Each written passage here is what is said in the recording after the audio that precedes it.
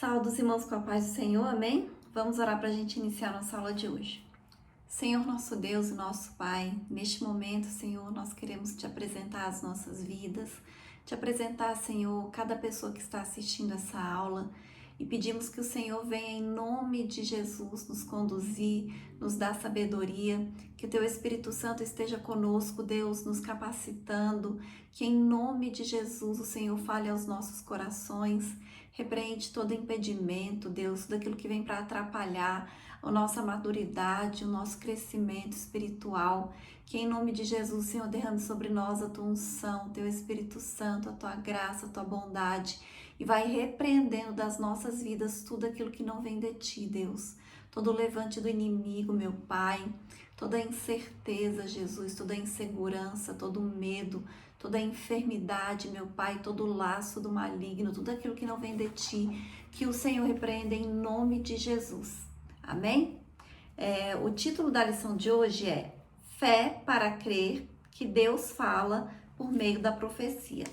Nós vamos fazer a leitura que está em 2 Pedro, capítulo 1, do versículo 16 ao 21, que diz assim: Porque não vos fizemos saber a virtude e a vinda de nosso Senhor Jesus Cristo, seguindo fábulas artificialmente compostas, mas nós mesmos vimos a sua majestade, porquanto ele recebeu de Deus Pai honra e glória, quando da magnífica glória lhe foi dirigida a seguinte voz: Este é o meu Filho amado, em quem me tenho comprazido.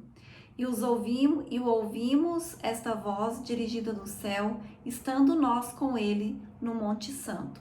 Temos muito firme a palavra dos profetas, a qual bem fazeis em estar atentos, como a uma luz que alumia em lugar escuro, até que o dia esclareça e a estrela da alva apareça em vosso coração. Sabendo primeiramente isto, que nenhuma profecia da Escritura é de particular interpretação, porque a profecia nunca foi produzida por vontade de homem algum, mas os homens santos de Deus falaram, inspirados pelo Espírito Santo de Deus. Amém? Então, todo esse trimestre nós estamos estudando a respeito da fé. E cada aula a gente fala sobre algo que nós necessitamos de ter fé para acreditar. Então, nós falamos de fé para crer que a Bíblia é o livro de Deus, de fé para crer que Deus existe, de fé para crer que o mundo, tudo não surgiu do acaso, a vida não surgiu do acaso. Então, vários conteúdos, vários assuntos que nós falamos que é necessário nós termos fé. E na lição de hoje, nós vamos falar a respeito da profecia, porque como os outros temas, é necessário que a gente creia, que a gente tenha fé, para que a gente acredite nas profecias. Nos nossos dias atuais, nós sabemos, nós vemos isso dia a dia, que a nossa sociedade, ela está tentando desacreditar a fé cristã, está atacando a palavra de Deus, está atacando a Bíblia, colocando incertezas, dúvidas na mente e no coração das pessoas. Existem muitas pessoas que dizem que a Bíblia precisa ser atualizada, que ela é um livro ultrapassado, que precisa se adaptar aos nossos dias atuais.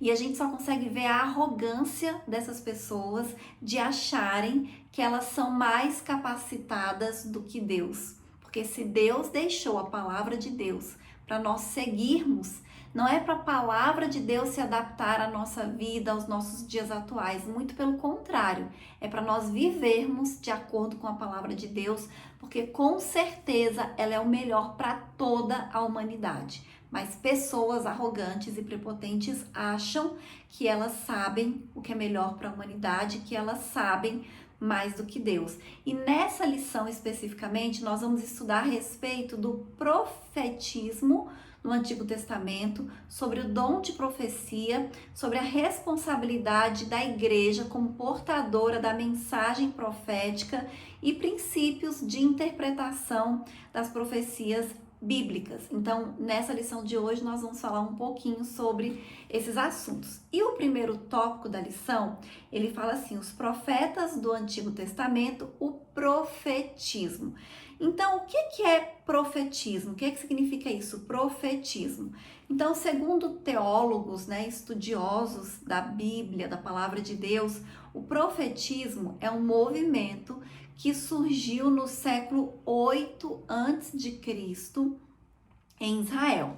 E qual era o propósito desse movimento? Era restaurar o monoteísmo hebreu, combatendo assim a idolatria e, como consequência, a fidelidade a Deus. Também tinha o objetivo de denunciar e corrigir injustiças sociais e acender a esperança da vinda do Messias, do Salvador de Cristo ao povo. Então, ainda no Antigo Testamento, o povo hebreu, o povo judeu, eles começaram a se contaminar pelos outros povos e a idolatrar e adorar e seguir outros deuses. Então, o profetismo, ele veio com a intenção de restaurar no povo hebreu, no povo judeu, essa cultura de adorar somente a Deus, o único e verdadeiro Deus, de obedecer, a lei, os mandamentos, a palavra do Senhor e acreditar e adorar somente em Deus. E quem eram os profetas do Antigo Testamento? Eram pessoas vocacionadas, escolhidas por Deus, autorizadas por Deus para falar em seu nome. Então, os profetas eram aquelas pessoas que falavam em nome de Deus e eles falavam somente aquilo que Deus ordenava, permitia que eles falassem, Eles entregavam uma mensagem de Deus, não era o que eles pensavam, não era o que eles achavam, mas era aquilo que Deus transmitia para eles. Então, eles eram os porta-vozes de Deus, que em tempos difíceis de idolatria e de apostasia, eles tinham a importante missão de denunciar o pecado e conduzir o povo ao arrependimento e para mais perto de Deus. Amém? E esse ministério do profetismo, da profecia, não tinha nada a ver com a tribo que a pessoa nascia, nem com a sua classe social, nem a sua condição financeira. Era única e exclusivamente a vontade de Deus. Era Deus que escolhia os homens, que seriam profetas, que entregariam a mensagem de Deus, homens que seriam porta-vozes de Deus aqui na terra. E os profetas, eles podem ser vistos desde o início do povo hebreu. Eles serviram como verdadeiros canais de comunicação entre Deus e o seu povo. O próximo subitem, o título é Moisés inicia o ofício profético em Israel. Então, Moisés, ele foi um grande homem de Deus, usado de maneira sobrenatural. E ele tinha uma grande missão, que era conduzir o povo até a terra prometida. E como ele não podia fazer esse trabalho sozinho, ele pediu a ajuda de 70 anciãos que foram chamados e separados para ajudar. E foi assim que Deus repartiu o espírito que estava sobre Moisés entre esses anciãos que iam ajudar ali o povo. E a palavra de Deus afirma que quando o espírito repousou sobre eles, eles profetizaram. Está lá em Números capítulo 11, versículo 25. Então foi com esses 70 homens que teve início o que mais tarde foi denominado de ministério profético em Israel. Então era um grupo de homens usados por Deus, que eram porta-voz de Deus aqui na terra. E a gente sabe como Moisés foi usado por Deus, quantas profecias ele recebeu de Deus, porque ele conversava face a face com o Senhor, Com Moisés, Deus conversava de maneira diferente, era um relacionamento diferente. E o próximo subitem diz assim, os desígnios do ministério profético. Então, nós sabemos que Deus usou homens e mulheres como profetas no Antigo Testamento. Então, quando eu falo homens, quer dizer homens e mulheres, né? É o homem da raça humana de uma maneira geral. Então, nós temos Débora, Hulda, Jeremias, Isaías, Amós, o próprio Moisés e vários outros homens de Deus que foram profetas da palavra de Deus, Joel, né? Então, foram vários no Antigo Testamento. Com o objetivo de quê? Então, a mensagem que eles transmitiam, eles tinham um objetivo. E o objetivo era de defender a pureza do monoteísmo, né, do culto a Deus, contra as contaminações idólatras. Tinha o objetivo também de exortar o povo à santidade, de combater as desordens sociais, principalmente a opressão contra os humildes, de opor-se ao formalismo religioso, demonstrando a necessidade de se ter um espírito sincero e anunciar os justos castigos de Deus em consequência dos pecados cometidos e oferecer a perspectiva de um futuro melhor. Então, assim, algumas vezes a gente via que Deus, ele dava palavras, né, de juízo para o povo, mas ao mesmo tempo que Deus falava, né, que eles seriam julgados, que eles seriam castigados, que eles iam passar por um momento difícil, de tribulação, Deus também falava de um futuro glorioso para o povo de Israel. Então tem profecias maravilhosas com relação ao povo, algumas já se cumpriram e outras ainda irão se cumprir, mas Deus sempre ele dava essa palavra de ânimo para o futuro, né? Com relação ao futuro para o povo de Israel e continua nos dando ainda hoje, amém? E quando a gente quer entender mais, né, o que o Antigo Testamento fala sobre o ministério profético, assim, o início, o começo, a gente pode ler lá em Deuteronômio, capítulo 18, do versículo 9 ao versículo 22. Então, os irmãos leiam Deuteronômio, capítulo 18, do versículo 9 ao versículo 22. Amém? E o próximo tópico diz assim: o ministério profético no Novo Testamento. Jesus Cristo, o profeta. Então, as escrituras sagradas afirmam que Jesus foi o profeta por excelência. Nesse trecho que eu falei para os irmãos lerem de Deuteronômio, capítulo 18, Moisés fala sobre a profecia, como ele era profeta também, mas que Deus enviaria um profeta que falaria com o povo, que eles entenderiam, um profeta excelente, um profeta maior. E esse profeta que ele está se referindo, com certeza, é Jesus. Então, é esse profeta excelente, né, que o Senhor disse que enviaria e cumpriu a sua promessa. E, segundo Lucas, ele foi um grande profeta. João também retrata como um profeta que deveria de vir ao mundo e que salva as nações. E a gente sabe que Jesus falava e agia segundo a vontade de Deus, mesmo sendo Deus. Então, mesmo ele tendo os atributos divinos, ele sempre dizia isso, que ele fazia aquilo que o pai dele fazia, que ele obedecia à vontade do seu pai, que ele era guiado e conduzido pelo seu pai. E esta é uma característica da profecia bíblica. Lá em 2 Pedro 1, 21, que nós até lemos no texto de abertura, mas que eu vou repetir para os irmãos fixarem bem. Porque a profecia nunca foi produzida por vontade de homem algum, mas os homens santos de Deus falaram inspirados pelo Espírito Santo. Então, isso é a profecia, um homem de Deus sendo usado por Deus para transmitir uma mensagem para o povo, para as pessoas. Amém? Então, tanto no Antigo Testamento quanto no Novo Testamento e como nos nossos dias atuais, o profeta, ele é um porta-voz de Deus. Eles não falam aquilo que eles querem, aquilo que eles desejam, mas eles falam aquilo que Deus diz para eles falarem. Amém? E o próximo tópico fala sobre o dom de profecia. O dom de profecia, ele é diferente do ministério profético. No Antigo Testamento, a gente tinha esse ministério profético, como nós já dissemos, vários profetas. E no Novo Testamento, a gente vê falar sobre os dons espirituais e que a profecia é um dom do Espírito Santo. E o que é um dom? É uma manifestação momentânea e sobrenatural do Espírito Santo de Deus.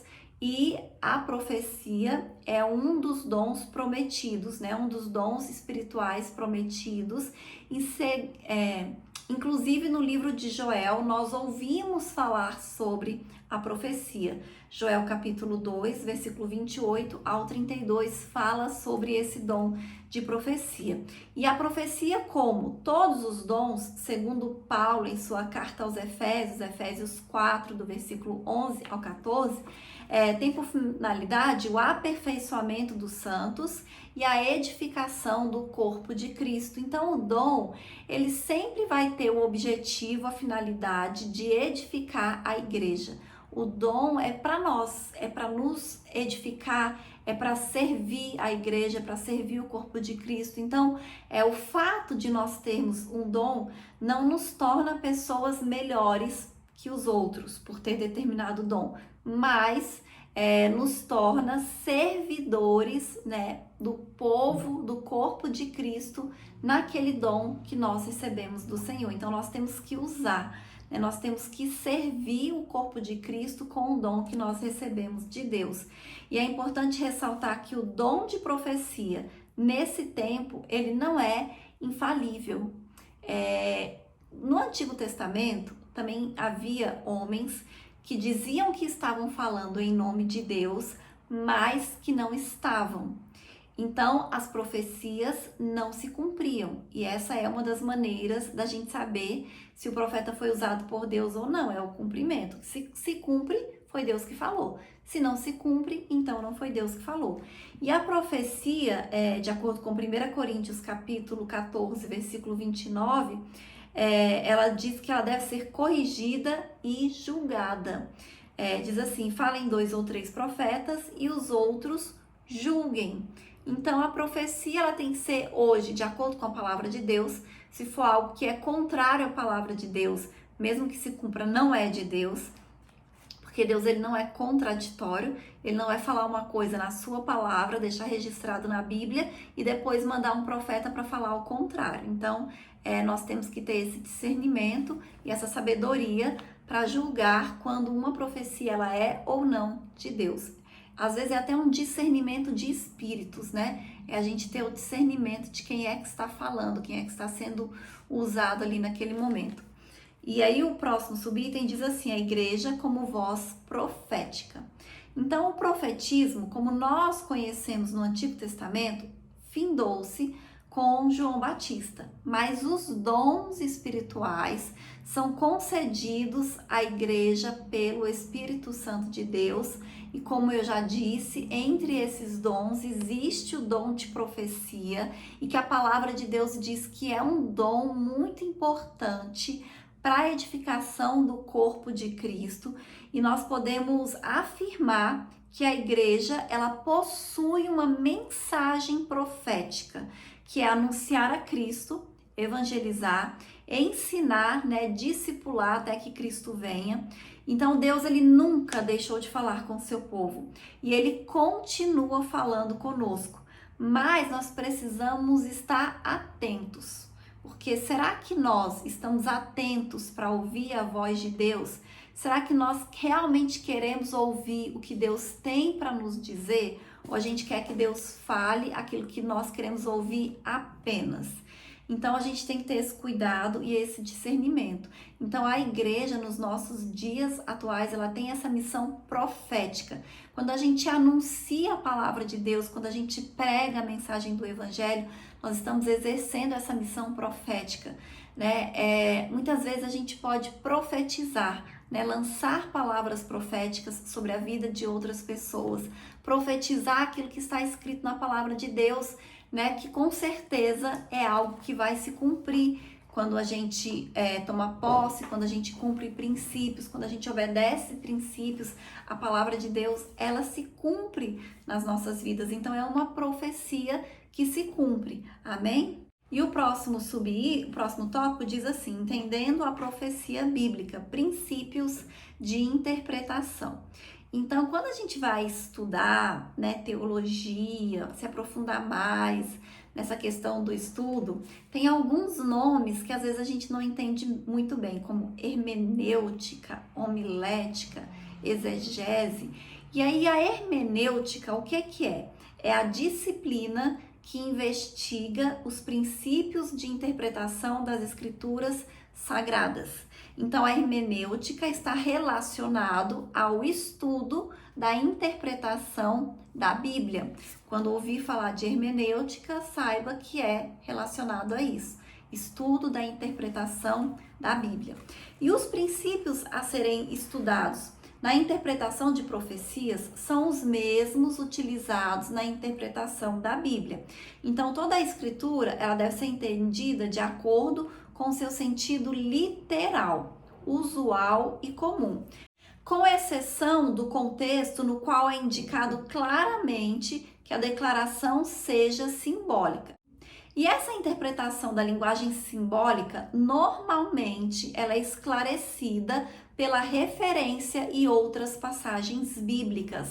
É por isso que muitas vezes, para a gente entender um versículo, para a gente entender um texto, a gente precisa ler vários outros textos. Quando a gente lê a Bíblia inteira, aí a gente vai começando a fazer ligações, a gente vai começando a ver coisas ditas num livro que faz menção a outros livros, acontecimentos que está em um livro, que faz menção a acontecimentos que aconteceram em outros livros, né? Então, assim, em outras épocas. Então, quando a gente lê a Bíblia toda, a gente vai vendo o contexto. E quando a gente lê mais de uma vez, a gente vai vendo os detalhes, a gente vai percebendo cada vez mais esse contexto para a gente entender principalmente essa linguagem simbólica que existe na Bíblia. Para nós estudarmos também as interpretações proféticas, da mesma maneira para a gente estudar a interpretação da Bíblia, a gente precisa entender que Deus marcou tempos definidos para Israel e para as nações. E a Escritura, ela não especifica nem o dia e nem a hora do arrebatamento. E a mensagem do profeta é para o seu próprio tempo e para as gerações que se seguem. Amém? O próximo subitem diz assim, o método literal. Então, essa abordagem parte do princípio de que o escritor da Bíblia, né, do texto bíblico, todos os escritores, eles escreveram a sua profecia para ser entendida como qualquer outra obra literária. E é lógico que o método literal, ele não ignora o fato de que a profecia, ela possui símbolos e figuras de linguagem. No entanto, ela interpreta como uma indicação de uma verdade literal. Então, assim, por mais que existam figuras de linguagem, que existam símbolos, o método literal, ele entende que o que está escrito na Bíblia é verdade, que o que está escrito na Bíblia são fatos. E aquilo que ainda não aconteceu, com certeza absoluta, irá acontecer, mesmo que a gente não entenda o texto, mesmo que a gente não saiba fazer a interpretação, mas os fatos que foram narrados ali, que foram profetizados, eles irão se cumprir e eles vão acontecer. Amém? E o próximo subitem diz assim, o problema do método pós-moderno.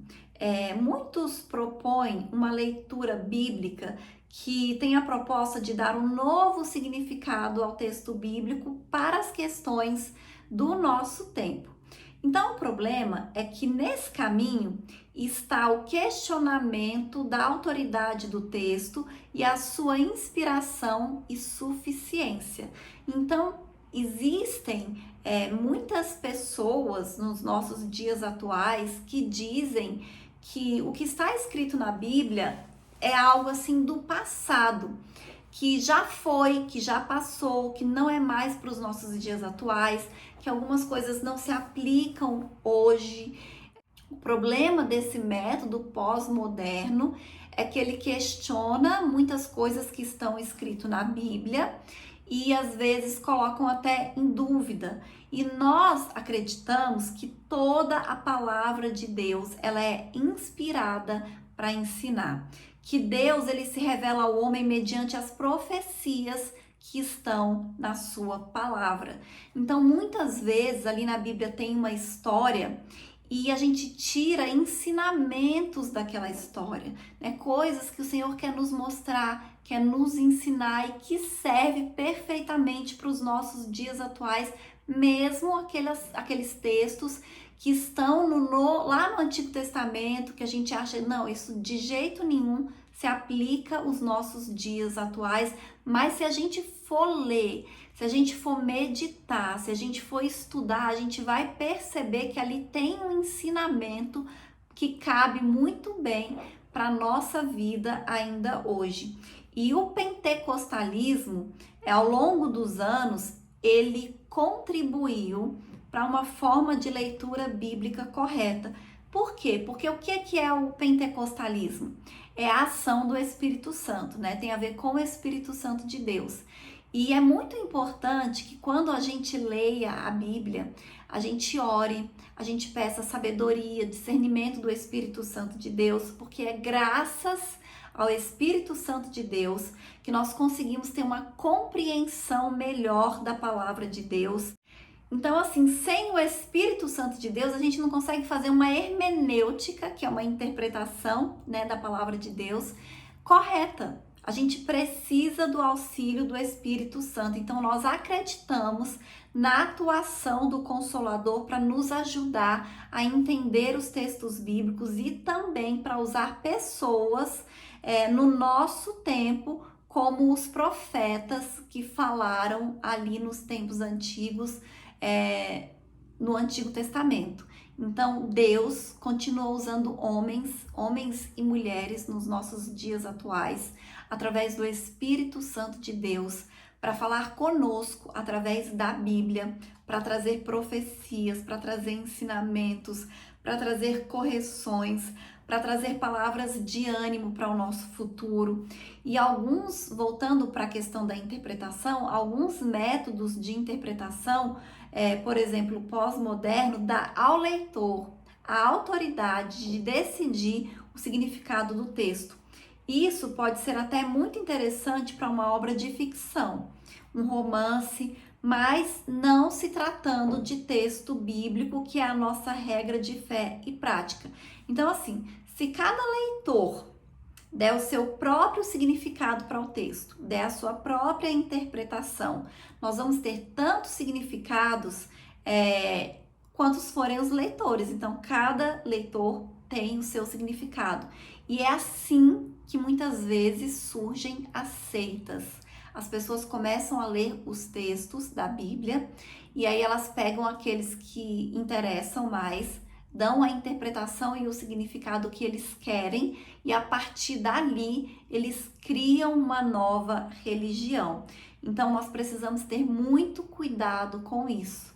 Nós precisamos nos ater ao texto da palavra de Deus, ao texto literal, ver o que realmente o Senhor está querendo nos dizer. E muitas vezes, para a gente entender mais profundamente, nós precisamos buscar até ver como é que era o original, como é que estava escrito no hebraico, como é que estava escrito no grego, ver como é que era a cultura daquela época, como eles viviam, o modo de falar, o modo de viver em sociedade. Todas essas coisas são importantes para que a gente entenda melhor o contexto, o texto, né? O que o Senhor está querendo nos ensinar, o que o Senhor está querendo nos dizer. Porque sempre o Senhor quer nos falar algo com a sua palavra. Amém? E eu vou ler a conclusão que diz assim: Deus deseja o crescimento da sua igreja e a edificação dos santos, e para isso ele continua usando os seus profetas. No entanto, toda a profecia na atualidade deve ser submetido ao crivo das Escrituras. Creia que Deus nos ama e deseja se comunicar conosco mediante a sua inerrante palavra, que é eterna e que não precisa e jamais precisará de nenhum tipo de reforma ou atualização. Amém? Então, a palavra de Deus, ela é completa.